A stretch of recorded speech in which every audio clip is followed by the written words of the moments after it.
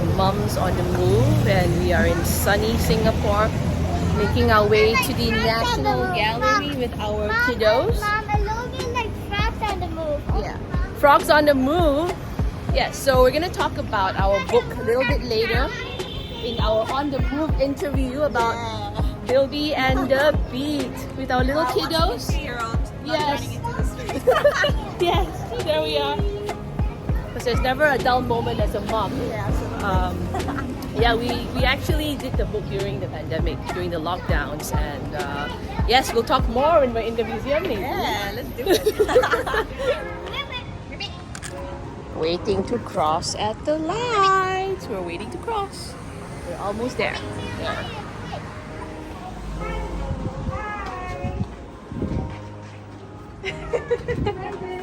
We made it. One close.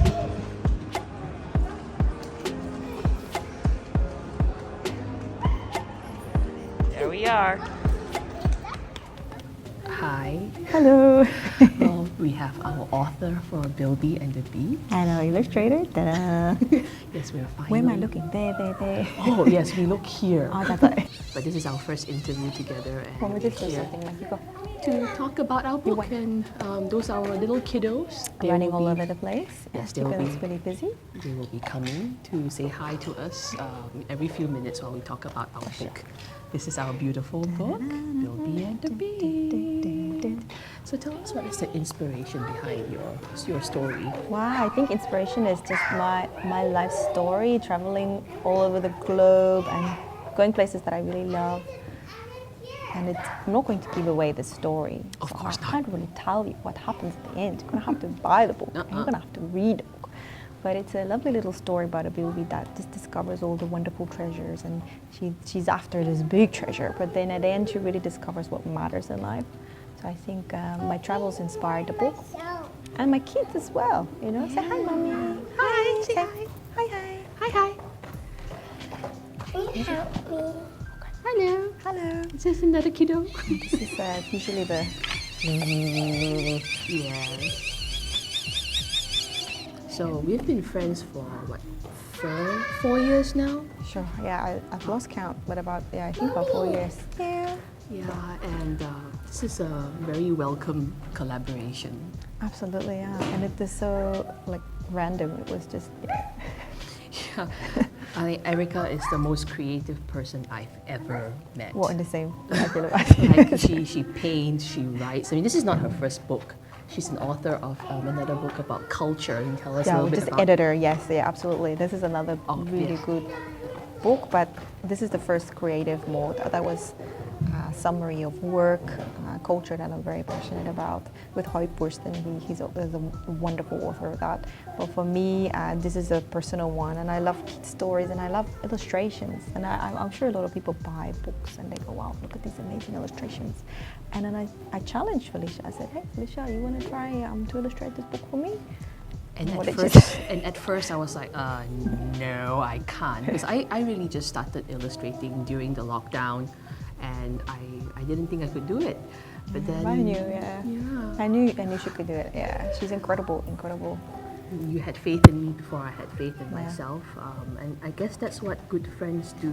They encourage each other, right? Absolutely. To just be better versions of ourselves, to push ourselves, to reach new heights. And I think that's what you did for me. And the same what you did for me, and it's not easy because even for the original book was about a little rabbit and a carrot. So Yes. Felicia was pushed me. It's like, okay, well, let's think about interesting animals, and I really wanted to give her opportunity to draw things that she's inspired by, because I think that's the magic, right? This we try not to be too conventional in this book. We chose very exotic.